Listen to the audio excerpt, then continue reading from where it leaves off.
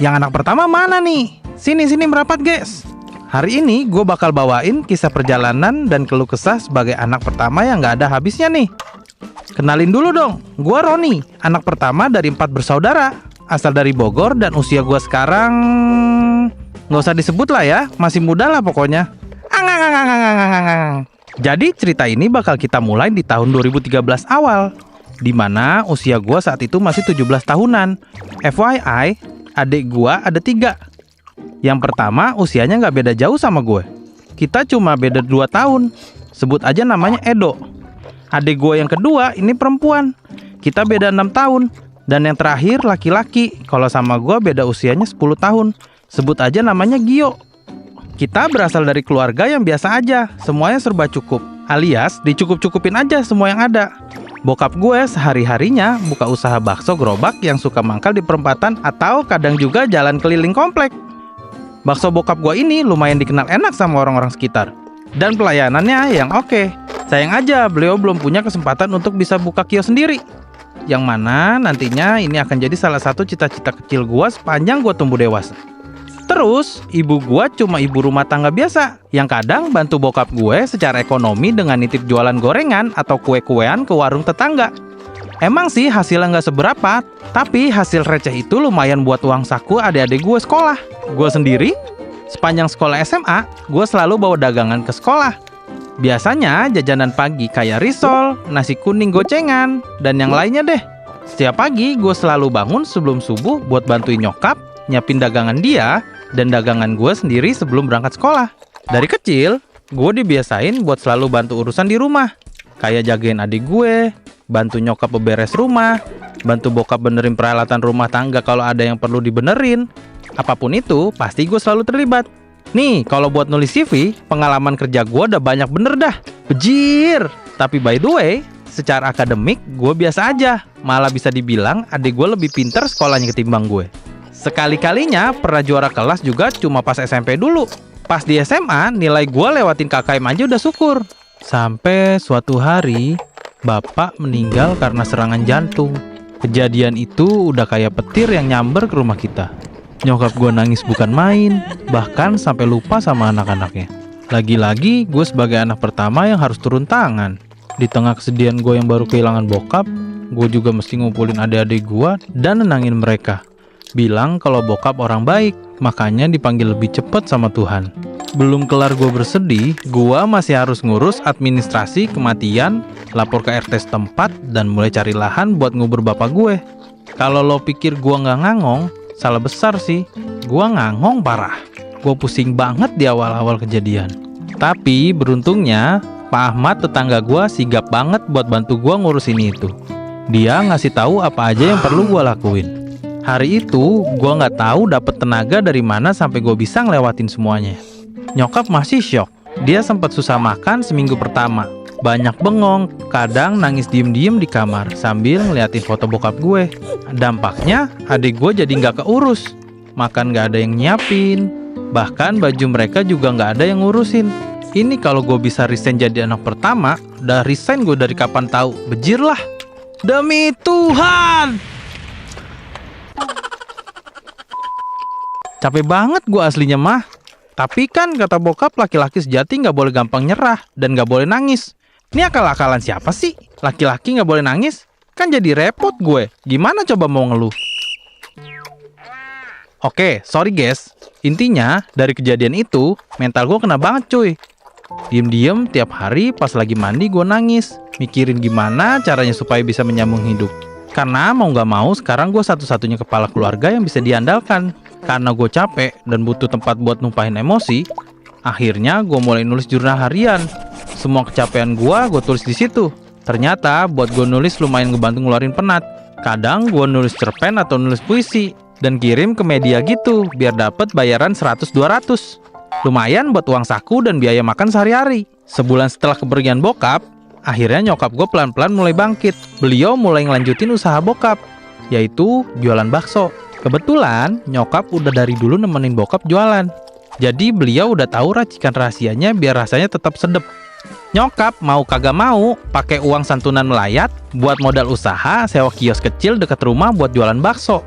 Emang sih tempatnya masih kecil, dan paling cuma bisa nampung 2-3 orang doang kalau makan di tempat. Tapi nggak apa-apa, kita merangkak pelan-pelan untuk bangkit. Anjay. Singkat cerita nih, jualan nyokap ternyata lumayan laku. Rasa dan harga disukai, bahkan sering banget yang beli tuh antri. Akhirnya, penghasilan dari dagang bakso itu lumayan. Bisa dipakai buat nyambung hidup dan biaya sekolah adik-adik gue. Sembari gue juga bantu jualan di sekolah. Dan kadang ngirim tulisan biar dibayar buat uang modal jualan gue sendiri.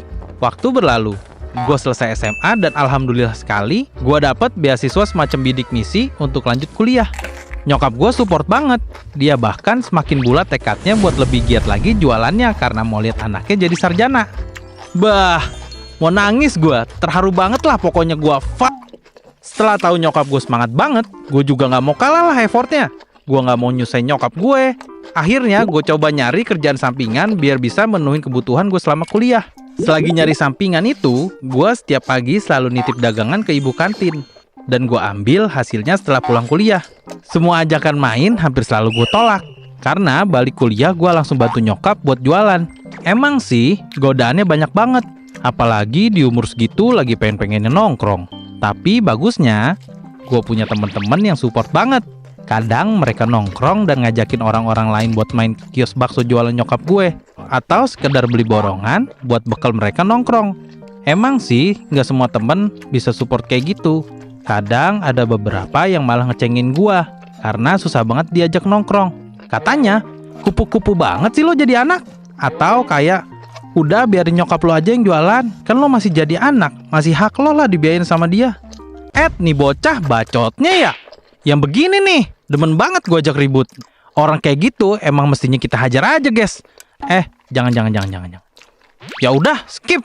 Jangan malu ya, guys, selagi nyari duitnya halal. Singkat cerita, karena kebiasaan gue yang sering kirim-kirim tulisan, akhirnya gue punya banyak portofolio hasil tulisan. Dan gue dilirik sama salah satu penerbit lokal yang katanya lagi butuh editor part-time. Gue girang banget lah. Gue langsung ambil kesempatan itu. Gue kasih tahu nyokap dan adik-adik gue. Mereka seneng banget dong, dan doa mereka menyertai di setiap langkah gue. Semua berjalan baik-baik aja, walau gue lumayan terbantai sepanjang semester. Karena capek banget boy. Kerja, kuliah, jualan. Kalau bukan titisan Ultraman mah, lo gak bakal kuat. Singkat cerita, akhirnya nyokap gue bisa mulai sewa kios yang lebih besar. Karena dagangannya sering dipakai buat acara-acara besar, kayak nikahan, khitanan, dan lain-lain. Otomatis pemasukannya juga lebih besar dong. Di sini gue bangga banget sih sama nyokap gue yang kayak Ultraman, kuat banget gitu tuh. Kayak wow, mak gue keren juga nih. Seiring berjalannya waktu, adik-adik gue yang udah lumayan gede, udah mulai bisa bantu kerjaan rumah dan bantu nyokap gue jualan. Jadi gue juga bisa lebih tenang ketika ninggalin nyokap jualan sendiri. Akhirnya gue fokus sama part-time dan kuliah gue. Sampai di masa magang pun gue gak usah pusing lagi. Karena udah sekalian dari kantor yang sama. Perusahaan tempat gue kerja puas sama hasil kerja gue. Sampai hari kelulusan gue pun tiba. Akhirnya gue sarjana coy. Di hari wisuda, nyokap gue nangis dan mulut gue erat banget. Dia terharu banget karena berhasil ngeliat anaknya jadi sarjana. Dia bilang, "Pak, iki loh anakmu wis jadi orang." Sambil nepuk-nepuk pundak gue. Beres wisuda, gue langsung nyari kerja ke tempat yang lebih besar dengan portofolio gue sebelumnya. Dan alhamdulillah, rezeki gue lancar banget guys. Asli dah, emang kalau nurut dan sayang sama emak tuh rezeki jadi lancar. Anjay. Gue keterima di salah satu penerbit di Jakarta. Emang sih gajinya UMR waktu pertama kali masuk. Tapi dengan gue yang ke Jakarta dan dapat penghasilan lebih besar, gue jadi bisa ngasih keluarga gue lebih besar juga. By the way, part-time gue zaman kuliah itu nggak mau dilepas. Akhirnya mau nggak mau, gue kerja di Jakarta sembari jadi part-time juga secara online. Bedanya part-time gue yang sekarang mah tinggal kurasi aja. Jadi lebih EZ ya guys. Anjay. Nyokap gue masih jualan sampai sekarang di kios yang sama. Bedanya beliau udah jadi mandor sekarang. Karena yang jualin adik gue.